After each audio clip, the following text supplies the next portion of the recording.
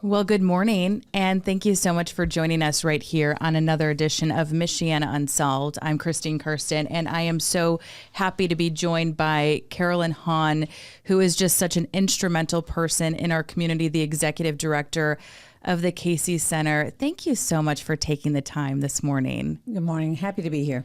This is such a heartbreaking case. You know, I keep saying all of these cases we cover are. This one hits so close to me personally because I have a baby around the same age as the individual affected by this homicide we're about to talk about.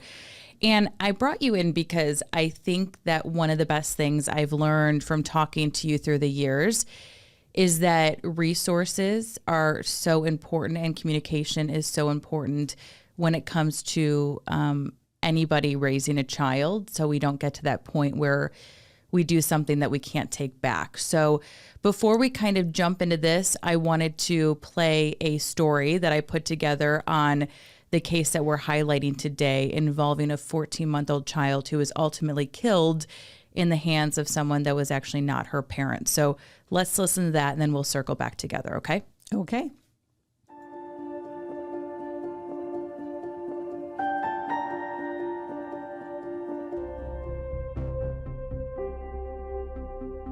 On October 30th, 2002, then 32-year-old Martin Avalar was watching his girlfriend's 14-month-old son named Alexis Garcia so she could go to work. It was the first time. Little did she know it would be the last time she would ever see her son conscious again. He confessed to investigators, saying that he had shaken the little boy and thrown him on an air mattress after losing his patience and becoming angry that the little boy wouldn't stop crying.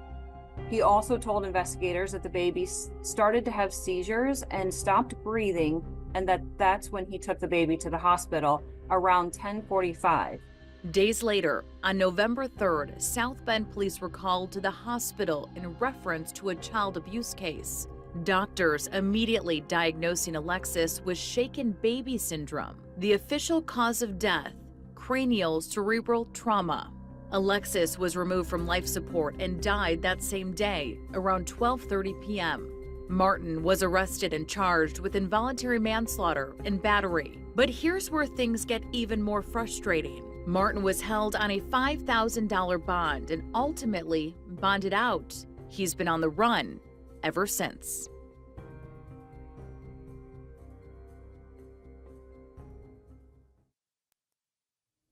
So obviously you are no stranger to hearing stories like this, unfortunately, in our community. What are your initial thoughts when you hear a story like this? As you know, at the Casey Center, we deal with a lot of child abuse situations. And first off, not commenting on any particular case, the situation it's common for anyone who has a new baby to struggle to deal with that. So the underlying factors are often the same. It's a parent, working parent, trying to get to work, trying to raise a child, and under the strain of that, taking care of a young child. And it's hard, it's difficult, and it's 24/7 and never ending.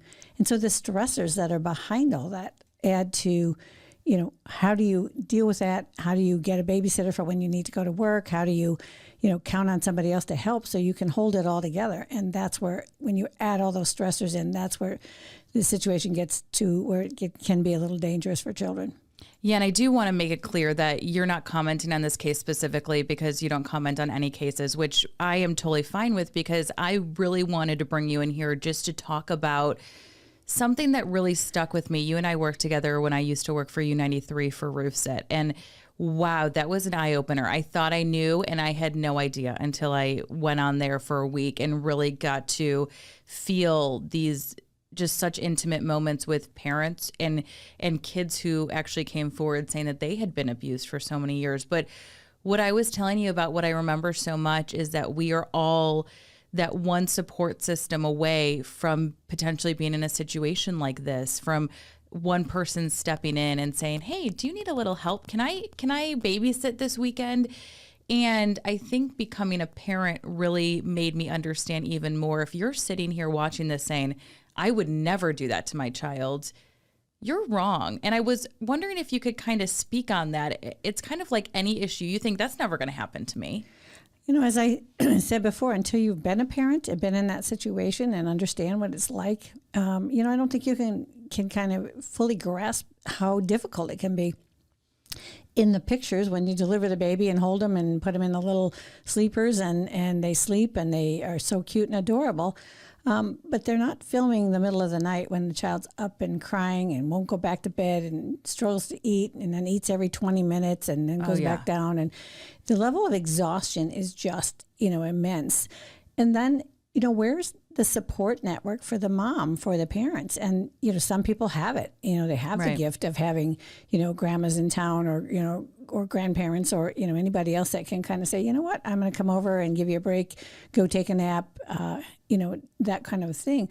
But having an extensive network of support, whether it's neighbors, whether it's girlfriends, whether it's, fellow friends who have babies at the same age that you alternate, if you need a break, because no matter how good a parent you are, you need a break, and it's exhausting. And then the more stressors that are put in, the more likely that child abuse can happen. Totally. And I do want to talk a little bit on the fact we heard 14-month-old, and I think that a common misconception here is maybe that first 3 months, first 4 months of a newborn baby, maybe that is the time where we see the shaken baby syndrome or the abuse, because you're so exhausted, kind of like what you said, right? They're up every hour, every 2 hours, maybe 20 minutes, maybe they're cluster feeding. The circumstances are just so different. But this was a 14-month-old, and it just goes to show you that there really isn't an age limit for abuse. No, there is not. And there's no age limit for being exhausted from raising children. Right. 14 months, they start to get really active, really mobile, and you can't just put them down and have them stay in one place and you're forever moving. And now they're getting into things and not cooperating. And, as in this particular case, it looks like she turned to this fellow for some babysitting. And so, especially when you then have to leave, have to go somewhere, go to work, that kind of thing, and money's tight. Yes. You're looking for, a convenient babysitter and not expecting that they won't be able to handle it. And if I can be kind of vulnerable here a little bit, because I'm, like I said, a mom, my Kennedy just turned 13 months, and we were talking about this over the phone, and she's in that stranger danger phase. And so if we try to even give her to grandma, she cries, wants none of it, right? She only wants mom and dad right now. And the anxiety that gives me, because I think, okay, what if we do have grandma and grandpa here? What if we do have a friend? What if her normal babysitter's here? But what if she gets to be too much? And I think that's what's really hard too as a parent is you want that break. You're scared to get that break. And then if you finally do get that break, the question in your head is, will that person be patient enough with my kid if they keep crying? And it's just this cycle, isn't it? It's just... Absolutely. It's really, and that's if you're lucky enough to have somebody to watch your child. There are so many people who don't even have that. And that's what we see, it's such a problem with a more mobile community, a more mobile workforce now, where you may move to a place where you don't have, reliable babysitters or people that are breaking you or are at risk for, kind of looking out for somebody who's, convenient, available, and or willing for a relatively cost-effective way. And again, the child may be pretty well behaved when they're with you because you're the mom, dad, or the primary caregiver. But when it goes to somebody else, like you said, and they are not comfortable with them and cry and misbehave and won't go take a nap, won't do that's when the frustration levels could rise. And that's when the risk factors are huge. And I think we're feeling it so much more today, especially with the economy that we're in, right? All of us are pinching pennies at this point. We are seeing inflation skyrocket. The cost of daycare or even babysitters is just astronomical. So I want to pick your brain. What do we do? First steps first, you're a mom, you're feeling overwhelmed. What do you do? I think, what I try to say, for families in that kind of thing is, how do you expand your support network for you and then provide that for someone else? Is there someone else in the same situation who's near you? Another mom and somebody else that, is nearby, or a colleague at work or a coworker who is in the same kind of boat. Is there any way to kind of expand your network of support and acknowledging you might have to help a little bit too in order to get the break you need? But there are, wonderful people in the community. It's just how do you connect with the right ones and the right times and then, figure that out. But again, I can't stress enough how it takes a village to, in surrounding to help with raising kids. What if you see something that's concerning? What if you're kind of feeling, in this situation, obviously, there was a kind of a babysitter situation, right? He was behind closed doors with this baby. Whatever led to this behavior led to it. But what if you're out in public? What if you see something that doesn't sit right with you? Again, it takes a village, right, to stand up and protect. What would you recommend people do if they see that? Well, first off, there's a mandated reporter, law in Indiana that if you see something that's rising to the level of abuse, you do need to call the Child Protective Hotline number, which is 1-800-800-5556. And everyone is a mandated reporter. If you suspect, you don't have to know for sure, and you can always report it. But sometimes just being sympathetic to the parent and just, instead of, sometimes you see stuff where you just know the parent and the child's having tantrum and you know that it's just a tough moment, and just acknowledging that you've been there and you are sympathetic to their immediate needs, and not trying to judge and not trying to, condemn them for a child that's misbehaving. Believe me, I've been there many times. Or all of a sudden you're thinking, oh, this nice child that I have is just all of a sudden having a meltdown because they didn't get M&Ms today. Yes. And just knowing that it may be very temporary. But obviously, if you see something that is potentially really harmful to children, or, an example being left in a car seat when somebody goes into a store, something like that, you're really going to want to act on that, I do always wonder about that. If you see a child in a car seat, what are your rights? I mean, I sit here and I say, am I really going to break open this window? Am I then in trouble? What's that process? Because I always think about this, because if I see, or even an animal, right? I know we're not talking about that, but if I hear it, I'm like, what would I do? Well, and I think in those type of situations, you certainly don't have to be the one to do that. You can certainly call for help. You can report it. You can call, police or 911, or you can watch the vehicle for, it may be something where they're back in a few seconds, or, stepped around a corner or something. But you can certainly, and if you're at a store, you can go in and talk to a store manager or whatever and say, hey, there's something going on in the parking lot you need to take care of. But you don't have to be the one to step in. It can be dangerous to intervene where you maybe don't belong. People may be a little, let's say you're a mom and your child is being abused, maybe by your significant other. You're scared to kind of come in, or maybe your dad and your child is being abused by your significant other. Either way, the cards fall. What do they do? There may be a lot of fear there. Oh, I absolutely agree. Again, there is the ability to report even if you're the mother or father of the child that's being abused, you can report it. Again, the same way you can contact the police, you can contact, the Child Protective Services. And then there's, the Family Justice Center in town as well. It's actually in the same building as we're in, at 533 North Niles, where if it's a case of domestic violence or fear of the person who's, the other half of the partnership with that child, you may be able to go there, or, again, reach out, contact law enforcement if you're in immediate danger or fear of being in immediate danger for taking that response to protecting the child. You really need to reach out to serious help. Yeah, you guys have so much experience with that. For those that aren't familiar exactly what the Casey Center does, I want to talk a little bit about what you guys do and just how crucial you are for our community. The Casey Center is a building, it's a project, it's a collaboration where the Child Advocacy Center part of the building helps coordinate the investigations of child abuse and neglect, along with our Special Victims Unit, which includes deputy prosecutors and law enforcement investigators and victim advocates. And that way we concentrate on protecting children, investigating that case, and looking for some either short-term or long-term support for the child and the family to make sure they're okay. In many cases, there are allegations, and it doesn't amount to anything that's either criminal, but Child Protection may be able to put in some support services for the family where they realize there is a serious level of lack of support for them and they need some intervention. And Child Protection is the agency that is set up to do that. Law enforcement can handle the rest of the investigation and actually talk to the alleged abuser. But the other services that are in the building, we have a Family Justice Center where it's a walk-in agency, no law enforcement reporting needs to happen. But if you're in a situation where there's some concern over your own safety, or there's domestic violence, or you feel scared and don't know how to get help, you have advocates right there you can walk in and talk to them. You can call the number. You can, ask for help, and then they can help guide you through the steps. Because I think sometimes that's the part right. where I don't know where to go, and I don't know if it rises to the level where I should talk to them.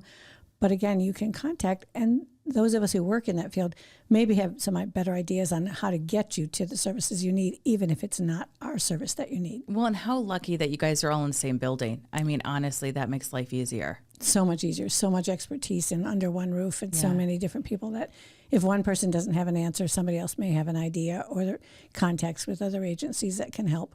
I can only imagine it's got to be difficult sometimes. You guys have to be very creative the way you can talk to these kids and try to understand what's going on. That can't be an easy feat. It's the skill and it's the joy at the same time that you have a one-on-one chance to talk to a child who may be a little bit afraid of talking about the situation they're in, or may have not known they were abused. Yeah. And how do you relate to them? Well, you acknowledge that they're a child first, and that's what we do. We just really try to get them comfortable and talk about things that are just regular kid stuff, stuffed animals they like, or they like to play soccer, or they like to sing and dance. And we talk about that, and then just get them comfortable talking to us in general. We might draw some pictures, that kind of thing. And then we'll move into the areas of, child safety. Does anybody bother them or do anything that they don't like? And just kind of go along. But the bottom line is we ultimately get to see them as an individual child that day, and that is always rewarding. Wow. I can't even imagine just the pressure that puts on you guys, the work, the emotions, and we're just so grateful to have you guys in our community. As you can see, as you're joining us here, you're taking a look at Martin Avalar. He has been on the run for over 20 years. He's believed to be involved in the homicide of a 14-year-old named Alexis Garcia. This happened back 14-month-old. Yes, thank you so much. I keep saying that. Thank you. 14-month-old Alexis Garcia back in October of 2002. We have to remember in this case, it's not closed. He's just been charged, so he's still being accused at this point. He has not been found guilty, but police are looking for any information. That's why you can see Michiana Crime Stoppers, anonymous tips, anything you guys know. What else are we missing when it comes to kids and prevention and child abuse and just getting the word out? Is there anything else you can think of? I think you've done a nice job of bringing this to light, that even people who I say, quote unquote, are good parents can have a tough time. And you have to acknowledge it and say it, and not, with the current social media thing where you're taking photos of the best moments. You've got the child dressed up in the cute little birthday dress and the outfit and having the birthday party. But they don't see you, 2 hours later when the child's had too much sugar and crying and overstimulation and, and then the meltdown on how you get that child to go to bed that night. And so it happens to all of us that we are afraid of, that we have stressful times as parents, all the way through. It never stops. And that, you may not be at your best moment, but when you're at a bad moment, do you have anybody that you can talk to, call, take a break, without leaving them in the presence of somebody who is not going to be a good caregiver? The number one, situation is oftentimes it's, a mom's boyfriend or stepdad or somebody like that of the child who is then not equipped or not even wanting to take care of the child, but is forced into that position. And then, obviously then the child's cranky, crying, and or can be doing something that, makes them mad. And some of the triggers are, potty training, if they're having accidents, if they're, they won't go to bed crying, normal kid stuff. But when you're not equipped and don't understand those things, that rises to the level where you get angry, and it's easy to harm a child, unfortunately. I do try to do my best, obviously being the public eye. I post a lot of pictures about Kennedy on my social media page, but I do try to be real and post about one of the first posts I did was, some moms were saying, gosh, you look like you have it all together. And I was like, no, that's it. I need to go online and set the record straight. I don't have it together. Sometimes I'm living moment by moment, and it's amazing to me what a toll having a child takes on your relationship, right? Like people say the hardest years of your life are your first year of marriage and the first year with a new kid. Like, it's just, there's so much going on, and you have to communicate. And you hear some people say, oh, we're going to have a kid and our marriage is going to get better. Oh my gosh. It really puts you to the test. And there are days where I'm holding on by a string. I'm come home and I'm so tired. And the last thing I want to do is be a mom. And I don't mean that in a bad way. I love my child, but I'm just so tired. I don't even want to make a dinner or lift up a dish, and that's where Dave and I try to say, hey, I got 10% today. I need you to pick up the 90. And I think, what if I didn't have that? And that's what we're talking about. And I try so hard. I always say, until you get married, you can't be a good bridesmaid. Until you have a baby, you can't be a good friend to a mom, because you just don't understand. And anytime I see a mom, I try to say, you're doing great, mama. Like, keep it up. Because what I learned, I had a very tough time. I started getting a lot of anxiety after I had Kennedy. I didn't slip into depression, but that was something we continued to monitor and look. And I can't tell you how sensitive your feelings are after you have a kid. And even at 13 months, I'm still so sensitive. And just having someone say, like, you got this, you're doing it, I got you. Or, turning around, we're so lucky to have a sitter who used to be a coworker here of mine, interestingly enough. And she stays at home. And I said, what are your thoughts about watching Kennedy? And she said, yeah. And it wasn't until the other day, and I'm almost hitting myself, that I said, what can I do for you? Can I take your kid? Exactly. And I hate that it took so long for me to say that, but we got to think that way, right? And say, how can I help you? Because you trust me, I trust you. And how lucky are we to have that trust? Because a lot of people don't have that. And you don't have a lot of people that you trust that implicitly, and just, having that sense of watching them in that situation. So, right. How do you brighten their day? And I mean, I'm the same way. I remember, my sister at one point in time said, to me, your kids are really, really pleasant and really good. And I'm like, I had three, who are you talking about? I had 3 kids in, a short, in 4 years. And so they were all little at the same time. And I said, but you don't know how much of me got poured into them, and how little there is left of me at this moment. Right. And you guys, taking the kids to go for pizza.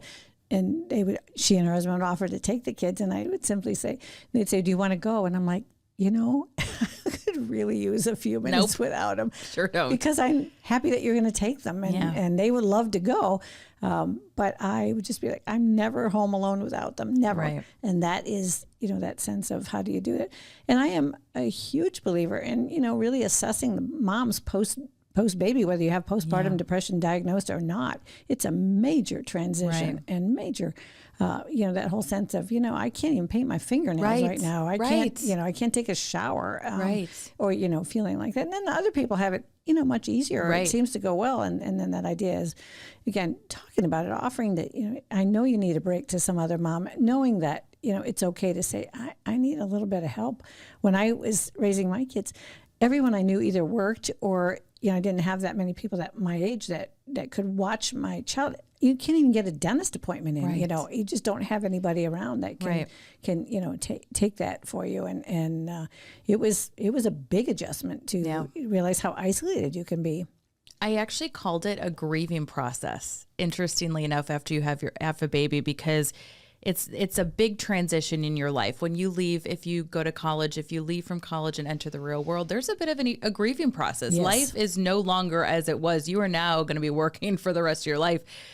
When you have a baby, there's a bit of, at least what I went through, a little bit of a grieving process. Again, not because I don't love Kennedy, but because your life as you know it is gone. It's not as easy to just go on a little date night or go to a friend's and be on a boat, right? Life is very different. You plan hour by hour, minute by minute, and it takes some transition. And now add on the fact, maybe you're a single mom, maybe you're a single dad, maybe you have, you're living paycheck to paycheck like so many of us are. And now you have the stresses of new baby and finances, which all of us know is just a huge contributor to life. It's like you're just trying to make the world go round. And sometimes you don't feel like you are. And that's, I say it's tough now. It's always been tough, know, where you're, that, and then you're like, do I quit my job? And then I really can't make it, or I have to stay, with this job in order to survive. And I can't even think about applying for a different job right now because I'm, hanging on by a thread. But that sense of just, compassion for other moms and stating it, that it's hard and you may need help, rather than trying to pretend you're, as I said, it's that Facebook image that you're taking the photos when it's a good moment. You're not taking those photos when they're having a tantrum or you're like just tired and you're just kind of losing it. And, again, sharing that information. And then, as I said, watching for that depression. I said it's, whether it's, the grieving, the depression, or, just a major transition, it takes time to realize that, you can't even go to the grocery store without thinking when it's going to happen, how you're going to get the child there, where are they going to go when you get there, the car seat's going to be here, and where am I going to put that, and how am I going to get the groceries in the car, and how am I going to get them back in the house? Right. And then your car breaks down. Right. And then now all of a sudden you don't even have a vehicle, to go get food, and, you've got this baby and maybe they're sick or whatever. And then now you're in kind of this sense of, oh my gosh, I'm overwhelmed. I guess in the main point that I want to get across from all of this dialogue that I'm so happy that we're having and being so real on is please do not sit here and say that this cannot happen to you. It can happen to you. It can happen to someone you know. And that's why we have to talk about it. I guess my last question, I know I'm taking so much of your time, so Happy I apologize. Happy to be here. If you are trying to find somebody to watch your kid, any questions, any assessments you would suggest? I know sometimes people don't have those connections. Like, I know so-and-so who watched my kid, blah, blah, blah.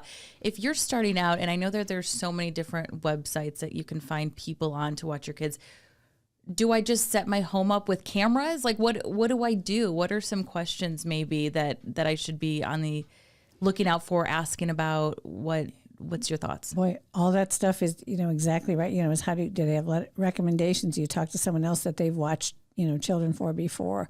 But you're not going to just want to pick somebody up that just, post an ad in the paper and then pick the first person. I mean, that's really, you're going to have to do a little more work than that. But if there's somebody else that they've watched another child for, you have any indication of, of how they've behaved or, done with children.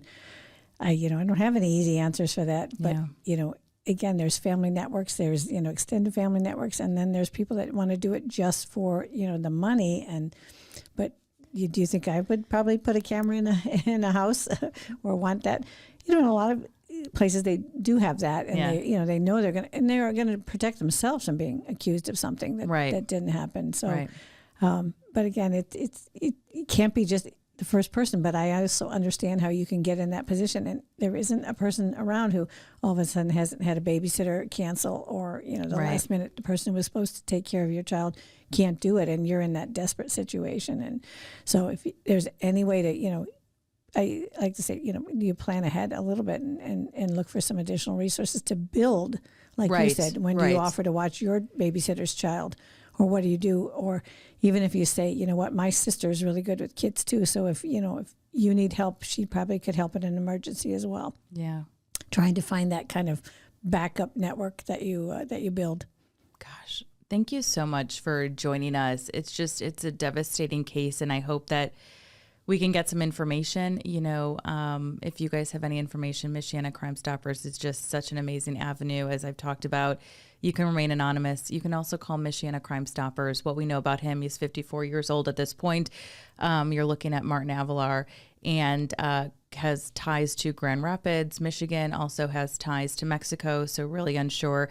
There's a lot of curiosity about the mom of Alexis Garcia, the 14-month-old. Really not a lot of information besides the fact that she went back to Mexico to kind of grieve her loss. We're not sure at this point if she's come back here or not. If she has, police are more than welcome to talk to you as they continue to investigate this case from 2002. They're not letting it go. They're going to find them, and that's the hope. So again, thank you so much for being a part of this segment, Michiana Unsolved. And if there's anything we can do for you, just let us know. Thanks so much. You're very welcome. All right, we'll see you guys next Monday.